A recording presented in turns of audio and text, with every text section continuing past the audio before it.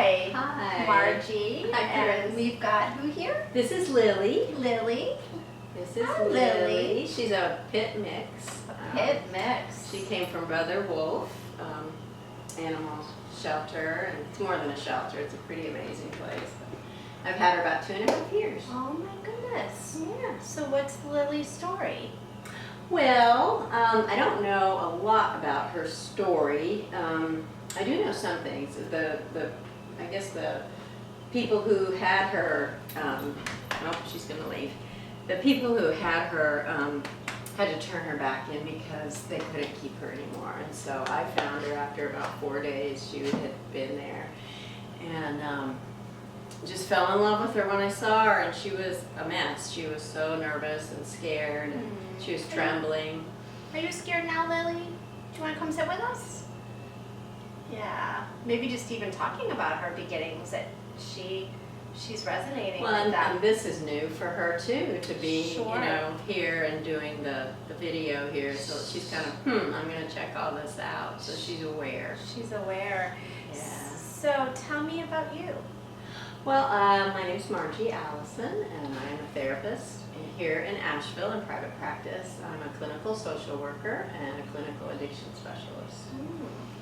And I've been in private practice about 5 years. And what is the scope of your clientele? Adults over 18, and I also see people up into their 80s. And so where does Lily come in with all this?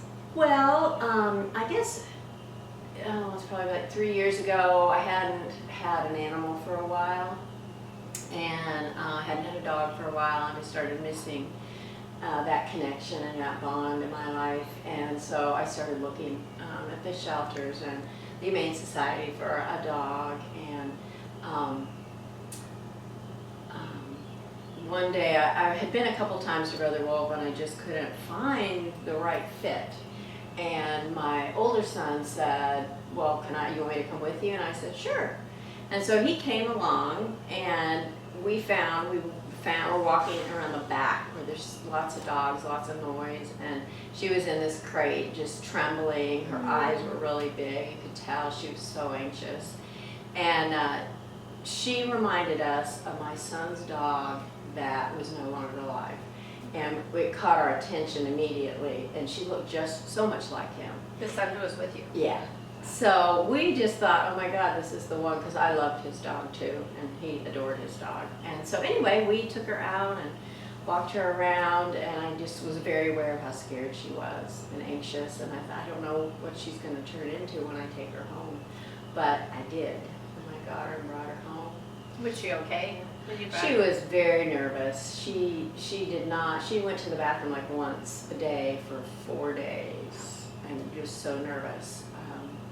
So I took her to a dog trainer 2 weeks after that. I made her an appointment. I set an appointment with Kim Brophy at the Dog Door in Asheville, and we went for a series of about 10 appointments to see if she might be a good fit to come with me and be in the office and see clients. Wow, that was a big jump.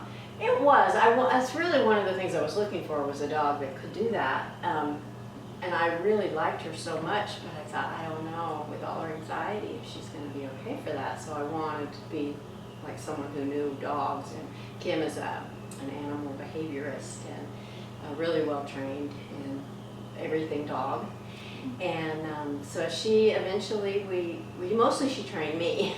You know, it wasn't so much training Lily, but she watched Lily, and she shared with me what was going on for Lily based on what she was seeing in her behavior. Can you give us an example? Give me an example that would be interesting. Yeah. She said, I said, well, she's not, going to the bathroom very much. She doesn't bark. She doesn't roll over. She doesn't play. She just doesn't seem like a dog. And she said, well, that's called non-behavior. And that's where the dog stops doing the normal things dogs do, because they are in the fight, flight, freeze. They're anxious, they're nervous, they're hypervigilant. Her system was all revved up.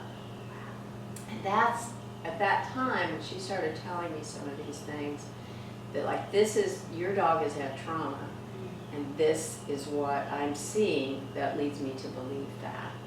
And I started both of us started making the connection between trauma and dogs and trauma and people, and how similar it is that we express it and then we heal from it. So tell me about the similarities between and differences between trauma in people and trauma in dogs, and how you address it from a behavioral, emotional perspective. Well, I know more about the people part because that's what I do. I didn't know as much about the dog part, and that's what Kim helped me learn. For example, if we were walking, we took her out for a walk, she was very nervous about everything, the cars, the noise, because Kim's office is downtown. And she showed me how to stand and to always have one foot in front of Lily so that I was the person who made the decisions, like I was the leader.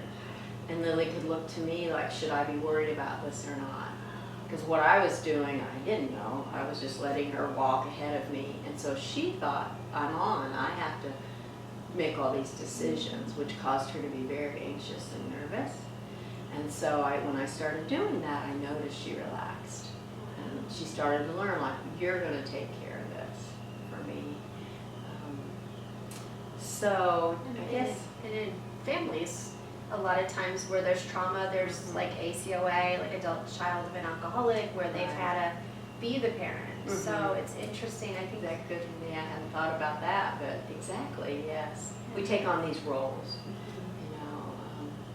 So Kim began to tell me more about neurology of dogs and how the fight, flight, freeze response is activated in dogs. And she said, we're all animals. Yeah. We're all, whether we're people or we're dogs, we're animals, and our brains respond the same way to trauma.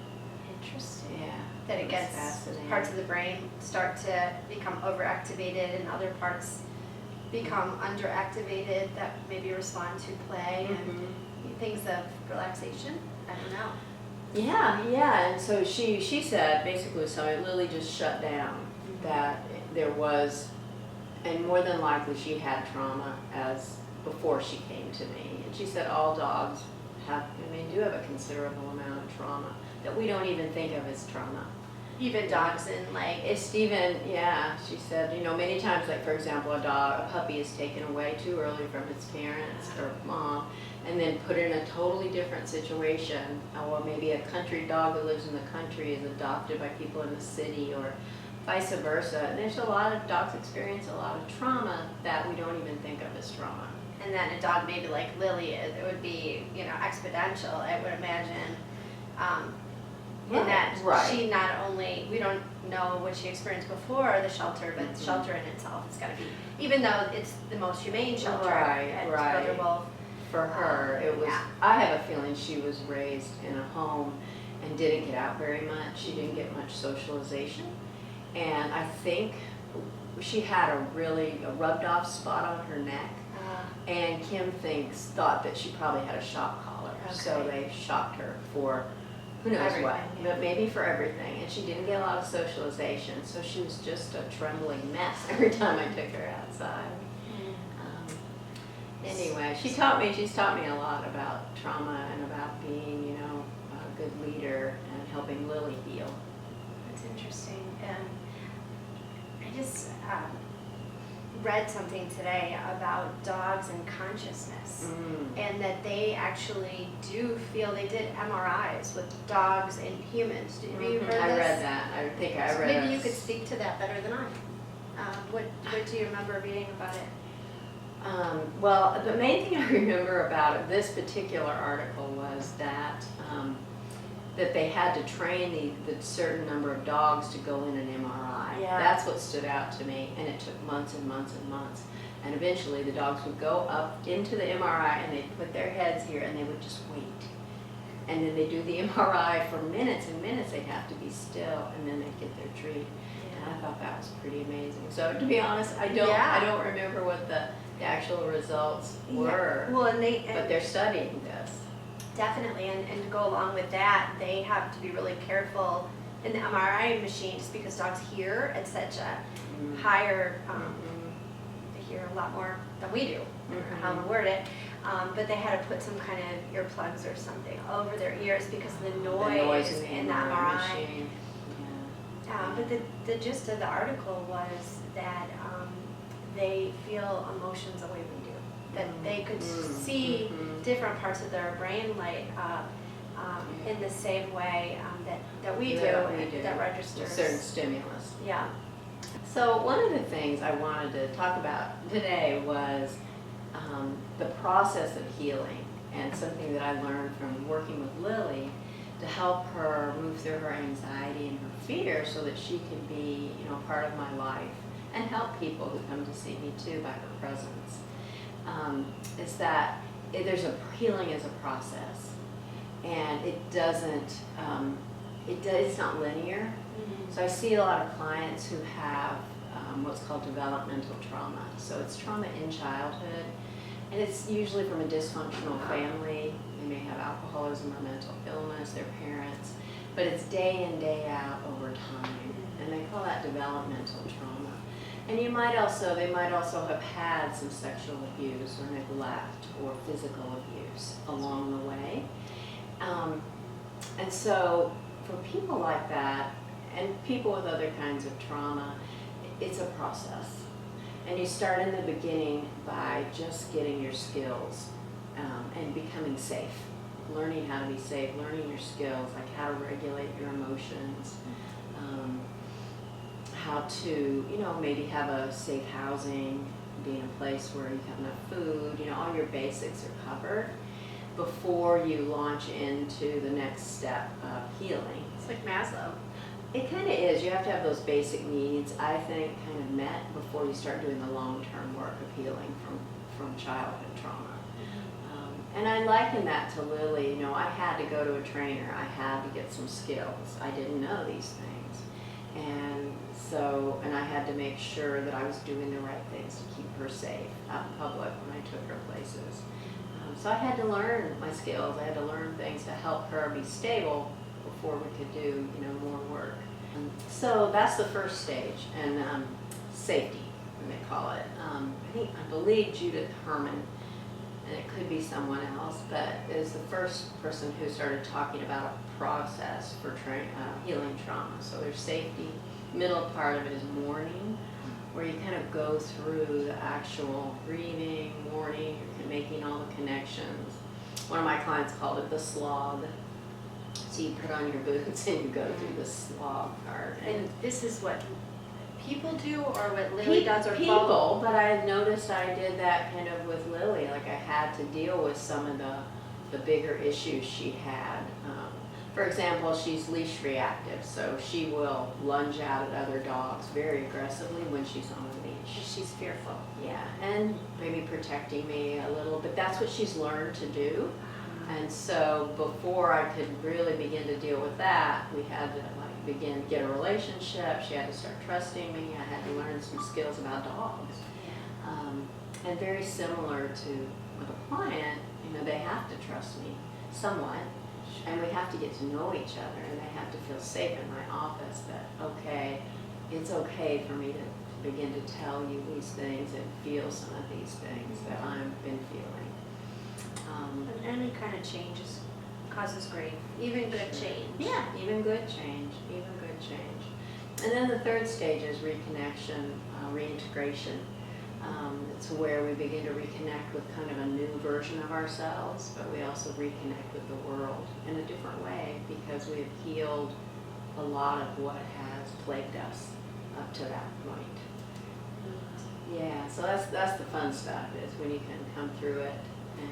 And that's something I want. I guess one of the reasons I wanted to do this with you is to let people know that it does get better and people heal all the time. It's a commitment. It's a big commitment to yourself. It's an investment in yourself, but it's possible to have a happy, fulfilled, content, peaceful life. Do those stages replay themselves? That sense of, because I would imagine is each time we move up to a different, level of challenge in our life, we have to kind of, because life is full of releasing and moving on, releasing, moving on. Yeah. So it's not like that It's not linear. I think that's what you're Yeah, saying. exactly. And I often tell people it's 4 steps forward and 3 steps back, or 1 step forward and 2 steps back. It's not a straight line, you know. We go forward and we might, you know, in addiction we would call it, well, you relapsed or you slipped. And you know, then you just, okay, I'm gonna start again. I'm gonna begin again. So compassion is huge in this work. Yeah. Is having compassion for yourself. I know this is kind of a segue away from what we're speaking about, but I think that there's a lot of shame around relapse and a lot of shame around regression. How as a therapist do you deal with that? And I imagine you have to deal with that with Lily sometimes, where there might be, like, you know, the story you told before we started about, you know, sometimes hats can be triggering and that kind of thing, and even a family member comes in, it's kind of just reinforcing safety. So how do you deal with it, especially with people, with the shaming? Well, the good thing about dogs is I don't think they feel shame. No. Which is such a wonderful blessing for dogs. Yeah, certainly not the way we do. Not the way we do, because shame, I believe, is so toxic to the human system. Yeah. And I suppose the way I deal with it, most of the time, at first is through education and just letting people talk about this, what it feels like to feel shame for them. And some people have never talked about this before to anybody, you know. They're just now opening up about feeling all this shame, because the one thing shame does is it shuts you down. It shuts down the system. It loves the dark. And it does love the dark. So just talking about it can be really freeing for people, and having a therapist witness what you're saying and your experience and validate you and go, oh, I see what that must have been like for you. With positive regard. Yes, yeah, absolutely. So do you bring Lily to work with you? I do. You do. Tell us. I Tell us do. about that. Tell me about that. Yeah, she has her own little bed. Before Kim Brophy at the dog door, she gave me a little certificate after our lesson saying that Lily was certified from her to be safe, you know, and okay to go and be with clients. And so we hang that in my office.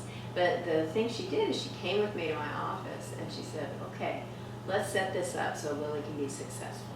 Which I really like that, and I do that with clients all the time. How can you set yourself up for success? Lovely. Yeah, and not for failure. Can you just repeat that, because that's so, I think that is so crucial to hear. Can you just reiterate that? Well, this similarity, the dog trainer came in and said, let's set Lily up for success. How can we do that? And you do that by preparing and planning and knowing about what this dog needs to feel safe. And with people, it's the same thing. For example, if I have a client who has social anxiety, but they really want to go to a group event. And so I don't just say, oh, go to the group event. We talk about it and we say, okay, how can we set you up to be really successful? Like, what would you need to feel more comfortable in a group setting? And they might come up with some suggestions. Well, maybe take a friend. Or make sure I take my car, so if I did need to leave, I know I could. You know, just a couple of things like that. So when they go, they're already prepared and they feel supported. An interesting thing Kim told me was, don't put Lily in front of my chair, because then she would be the first line. People would come to her first, and then she would have to decide, is this person safe, is this person not safe? You're the parent.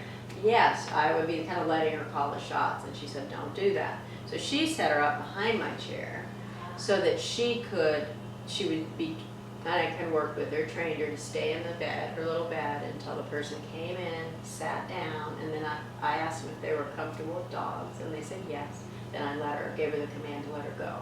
And then she'd go visit them, and then she'd go back to her bed. But she always had an escape. Like, she could always, if it was too much energy, she could get behind my chair in her bed. What happens when clients, invariably, you know, sometimes clients get upset when they see a therapist? How does Lily respond to people's emotions? Well, I have a good story about that, and she's done this a number of times.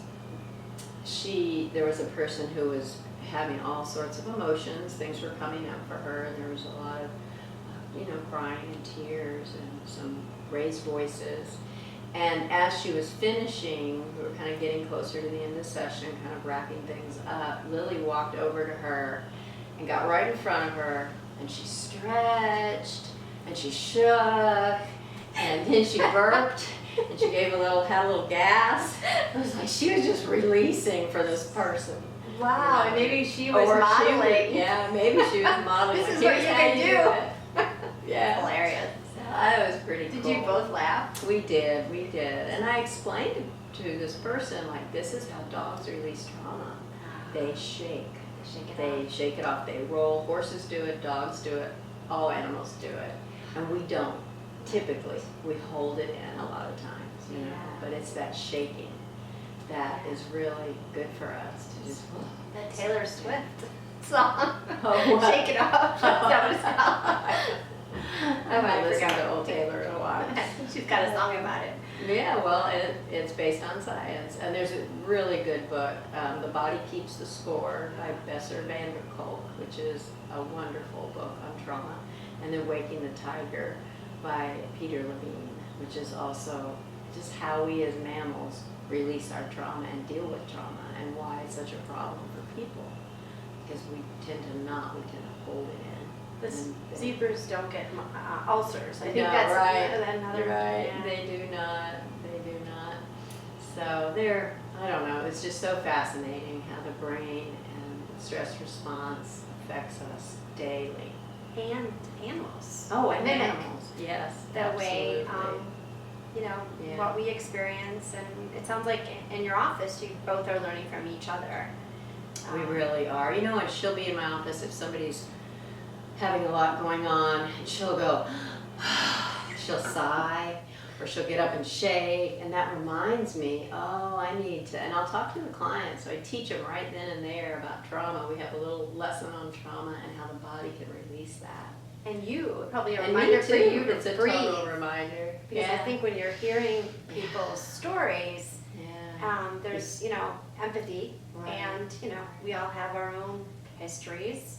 So it's a reminder for us to model for clients and breathe. Because sometimes we hold our breaths. I don't know about you. Yeah. But And most of us are wounded healers, so absolutely. we've had our own traumas, and to hear it, and to experience it again, you have to take good care of yourself so that you can do that and be effective. Yeah, I think often our clients don't realize that, we all come into this business with our own stories. And we're probably, Sure. Yeah, that's one thing I've learned.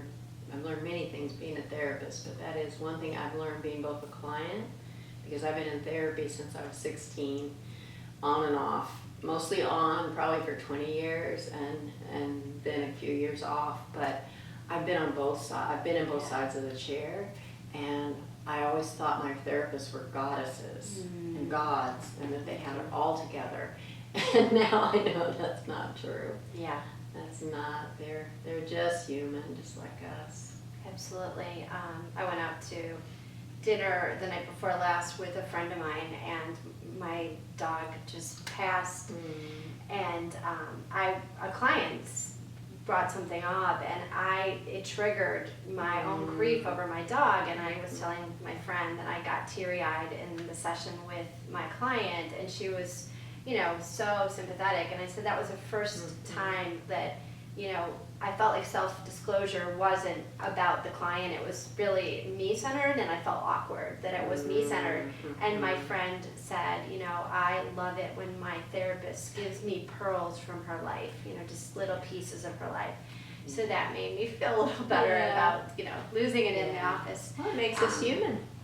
Yeah, I mean, I have no problem crying in the office. I just usually cry over an empathetic not something of yours. Exactly. Yeah. So one of the things I wanted to ask you about is there's companion dogs and therapy dogs. Tell us what the difference is between what is a therapy dog, what is a companion dog, and do you think that too many people are getting therapy dogs, companion dogs, or do you think it's a good thing? What are your thoughts on that? Such a good question. I'm not an expert by any means. I've got to say that. My understanding of it is that a service dog is the only thing that's really truly regulated, and it's not even regulated, but it's kind of got more structure than any of the other things. And you have to be able to present a letter from your doctor saying that you have a disability that's recognized by the Americans with Disabilities Act.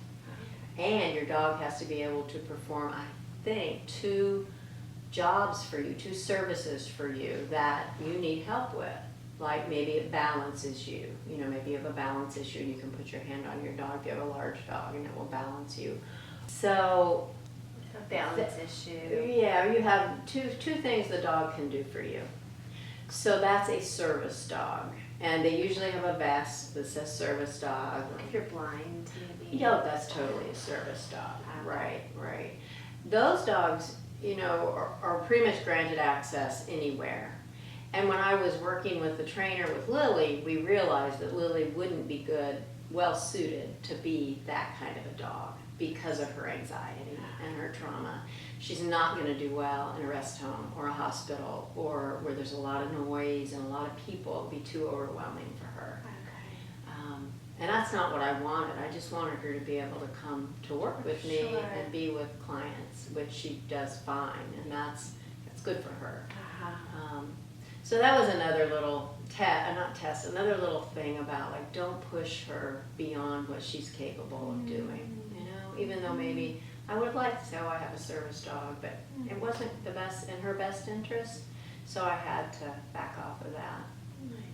Then emotional therapy dogs. That's Emotional therapy dog. You get a letter. A lot of places, if you want to rent a apartment or something, they'll say, well, I need a letter saying that your dog is an emotional support dog.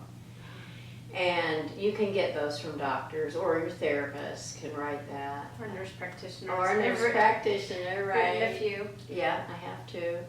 And, you know, that allows them to bring the dog in, and they usually waive the pet fee, and the dog can be in the home. But that's not really a service dog. But it provides an emotional support to those people. It's not regulated. There's really nobody can call you on it, and they usually don't. And then, you know, I call Lily a therapy dog just because she comes with me and I'm a therapist. And I don't know that that has a separate distinction or not. Okay, thank you for clarifying that, because I didn't know. Yeah, I was surprised how many dogs are flying on airplanes now. I just flew recently and was kind of surprised, babies and dogs. So it's kind of an interesting. Yeah, and other pets too, I've heard. Just from the media. Yeah. How has Lily been part of your own healing as just as a person? Like, how has she enhanced your life? Oh gosh, in so many ways. I didn't really know I was lonely until I got Lily. I lived by myself. I lived in an apartment at the time, and you know, I'd go to work and I'd come home and it was quiet, and I'm kind of an introvert, so I didn't do a lot of outside things necessarily.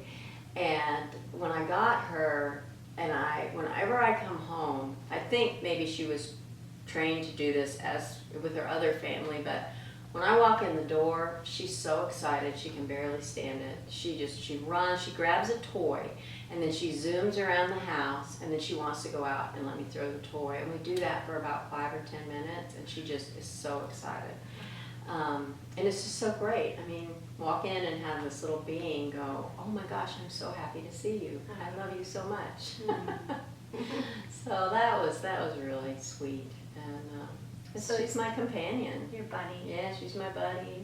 And one of the great things is in the winter, she sleeps on the bed, so she keeps my feet warm. She's a little foot warmer. She's a little heater. Can't beat that. Can't beat that. And, you know, I take her walking and things, and she helps me feel safer, too. If I'm out walking, I know she'll protect me. And if somebody did try and come up to me that wasn't okay, she would. She's formidable just by the way she loves. She is. So I don't know that you would even have to worry for walking side by side with you. Not that I want to live in fear, but it does make me feel more comfortable if I'm out on my own, you know, on a trail or on the street walking. Yeah, so awesome. Do you want to add, anything?